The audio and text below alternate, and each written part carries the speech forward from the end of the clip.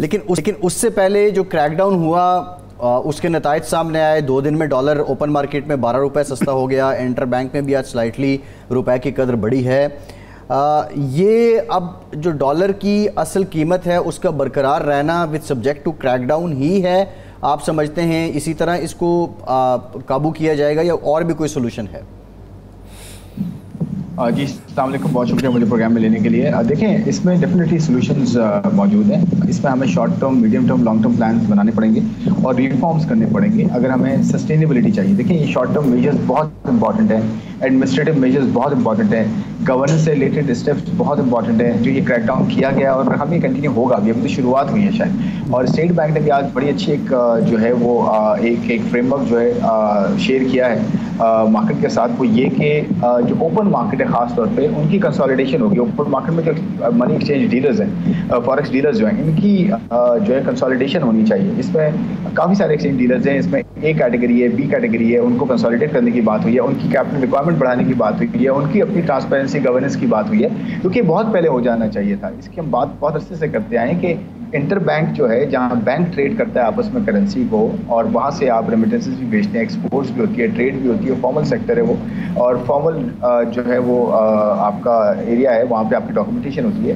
तो open market में relatively इतनी ज़्यादा जो है डॉक्यूमेंटेशन नहीं है, और यहाँ ज़्यादातर ये चांसेस होते हैं कि यहाँ पे ग्रे मार्केट शुरू हो जाती है। फिर यहाँ से बहुत ज़्यादा ये स्टार्टिंग पॉइंट होता है जहाँ से स्मगलिंग करेंसी की और बहुत सारे और इश्यूज होते हैं, तो इनको कंटेन करने की ज़रूरत है। और देखें, ओपन मार्केट में ही रेट बढ़ता आया है पिछले 6-8 महीने से, साल में, कंपेयर टू इंटर बैंक, जहाँ पे आपका ट्रेड इतना बड़ा होता है। 95% ट्रेड तो इंटर बैंक में होता है। वहाँ पे रेमिटेंसेस आती हैं, एक्सपोर्ट्स होती है, इम्पोर्ट होती है वहाँ से।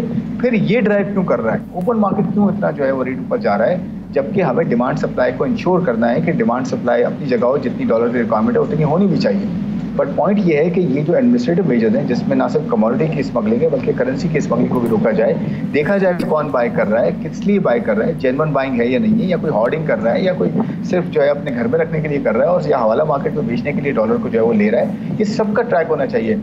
बैंक की एक सिंगल ट्रांजैक्शन रोज़ की बेसिस पे जो है ना वो स्टेट बैंक को जाती है, तो ओपन मार्केट में क्यों नहीं जो है इतना ट्रैक रखा जाता? मेरे ख्याल में ये सही डायरेक्शन में सही कदम है स्टेट बैंक की तरफ से भी, और हमारी जो लॉ इन्फोर्समेंट एजेंसीज हैं उनकी तरफ से भी सर्वेलेंस का बड़ा अच्छा कदम इक़दाम है।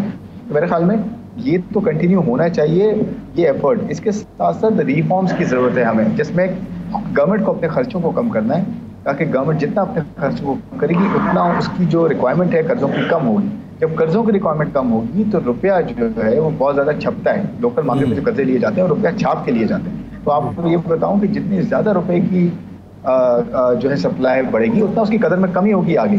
तो मुझे जो है ये खुशी है कि आज एक दाम हुआ है, लेकिन at the same time reforms भी साथ में और कंटिन्यूस एफर्ट हो तो फिर हम बहुत जल्दी ट्रैक में आ सकते हैं। अच्छा खुर्रम साहब, आमतौर पर ये कहा जाता है कि ये जो बड़ा नोट है 5000 का नोट, दुनिया में कहीं भी 5000 का नोट तो मेरा नहीं ख्याल कि होगा, अगर होगा भी तो बहुत कम उन ममालिक में जो हमसे भी ज़्यादा गरीब हों या हम जैसे होंगे।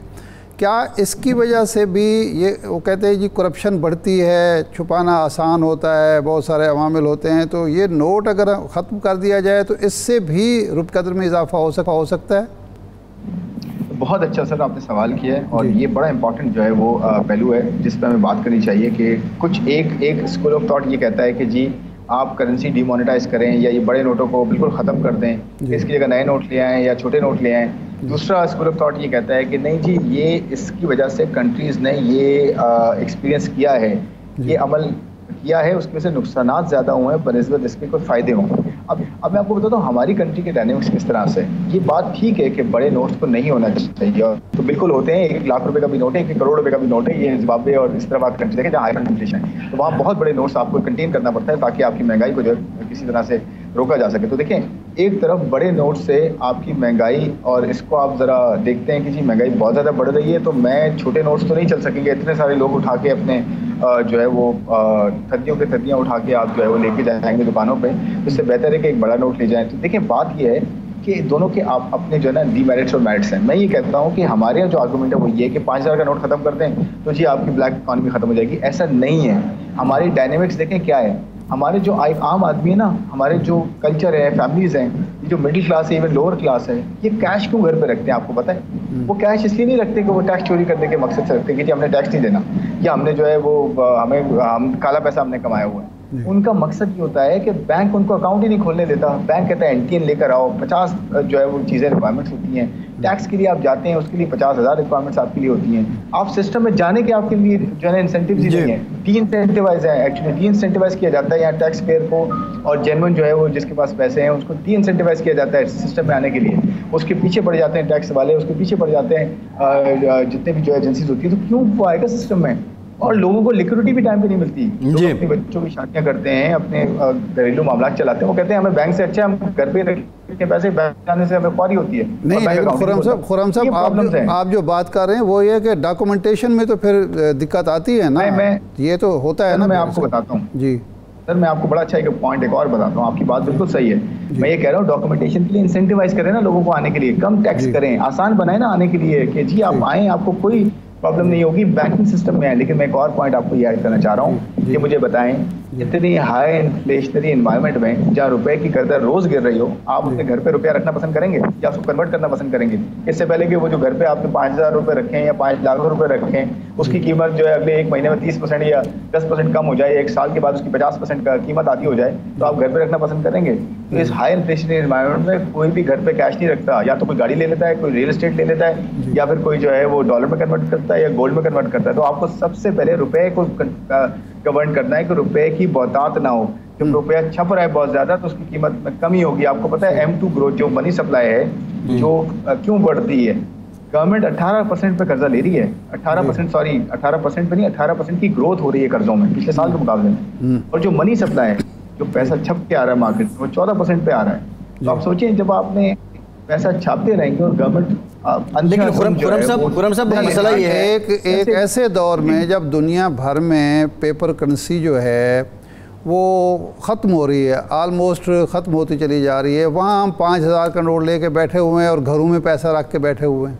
जहाँ भी छापा पड़ता है पता चलता है 2 अरब रुपया निकल आया, 3 अरब रुपया निकल आया, 5 अरब रुपये के नोट निकल आए।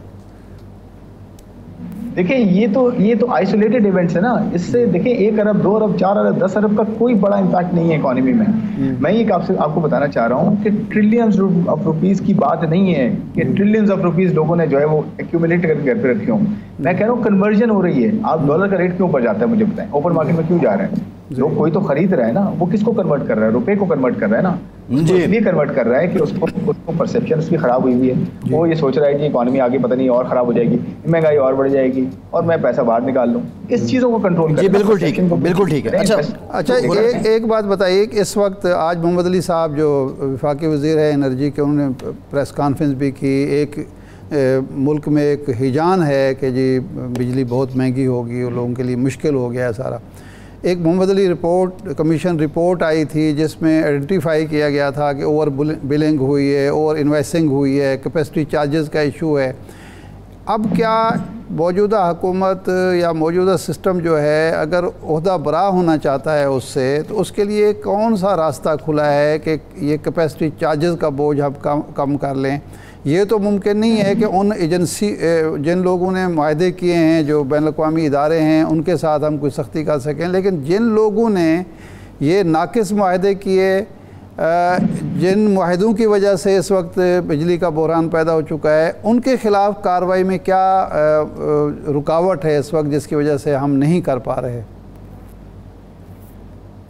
देखिए कि आप अपने इंटरनेशनल मुआहदे नहीं तोड़ सकते, ना उसको इतना ज़्यादा जो है वो अमेंड कर सकते हैं या उनको इतना ज़्यादा चेंज कर सकते हैं जिससे आपकी जो कॉन्ट्रैक्ट को ऑनर करने का जो एक बड़ी कॉस्ट है वो आप झेलनी पड़ जाए। आपने रेकोडेक के मामले में देखा भी है कि इंटरनेशनल कोर्ट ऑफ जस्टिस ने क्या ग्लोबल कोर्ट्स होती हैं वो फिर। तो दूसरा प्रॉब्लम ये वो उन्होंने बिल्कुल सही कहा मोहम्मद साहब ने एक और प्रोग्राम में कि जी आपके यहाँ जो ये मुआहदे होते हैं ना, इनका इंटरनेशनल लॉ होता है। पाकिस्तानी लॉ में कोई आपके जो है ना वो इस मसले हल नहीं होते। आर्बिट्रेशन होती है या फिर इंटरनेशनल इंग्लिश लॉ होता है, वहाँ की कॉस्ट एक बहुत बड़ी। और दूसरा ये होता है कि अगर आप इसको अमेंड करना शुरू कर देंगे उसकी वजह से आपके जो फ्यूचर की इन्वेस्टमेंट है ना वो दाव पे लग जाती हैं। लोग बोलेंगे हम मुल्क में इन्वेस्ट नहीं करते या कॉन्ट्रैक्ट्स को ऑनर नहीं करते, और जब इनका दिल करता है ये उसको जो है इनके आवाम की तरफ से जब भी प्रेशर आता है ये चेंज करना शुरू कर देते हैं। देखिए मुआहदे सोच के करें ना, जब सोच के नहीं करते तो हमारे लोगों का कसूर है ना, उन्होंने ये गलत मुआहदे किए, तो उनको आप अकाउंटेबिलिटी करें जब इलेक्शन है। खुरम साहब मैंने यही कहा है, मैंने कहा हम जो एजेंट्स वो इदारे कर चुके हैं उनके खिलाफ कोई कार्रवाई नहीं कर सकते, वो तो ज़ाहिर बात है, हम पाबंद हैं उन मुआहदों के। जिन लोगों ने ये नाकिस मुआहदे किए, जेबें भरी, किक बैक्स किया, साफ नज़र आ रहा है कि इंडिया अगर 2.5% 3% पे कर रहा है, 3 सेंट पे कर रहा है, हम 6.5 या 7 सेंट पे कर रहे हैं, तो कोई ना कोई है। तो उन लोगों के खिलाफ कार्रवाई में क्या रुकावट है जिन लोगों की वजह से ये बोझ आवाम पर पड़ा है? ब्रीफ कमेंट खुरम साहब, ब्रीफ कमेंट। देखें, बात यह है कि इस वक्त तो आप कुछ भी नहीं कर सकते, क्योंकि जब साहिब इख्तियार होते हैं वो इस पर डिसीजन लेते हैं, तो वो एक उस मोमेंट में होता है, उस टाइम पे होता है कि जी ये क्यों किए गए। जब आप 11-12 की बात करते हैं, 2011-12 की, 2008-9 की, उस वक्त आपके पास कंट्री में कोई इन्वेस्टमेंट करने के लिए तैयार नहीं था, तो आपको ये मुआहदे करने पड़े। मैं ये कह रहा हूँ कि अब हो चुके हैं, यहाँ से आगे बढ़ें, इन मुआहदों के साथ जो अमेंडमेंट्स हो सकती हैं वो करें जो पॉसिबल है विद इन रीजंस। उसके अलावा एक अच्छी चीज़ हो सकती है कि अपनी कंजम्पशन बढ़ाएं इंडस्ट्री के थ्रू, उसकी वजह से कैपेसिटी पेमेंट नीचे आएंगी। और फिर बिल्कुल ठीक है, ये बर्डन जो है वो कंज्यूमर पे डाला जाए बजाय इसके गवर्नमेंट से दे। बहुत शुक्रिया खुरम शहजाद साहब आपके वक्त का।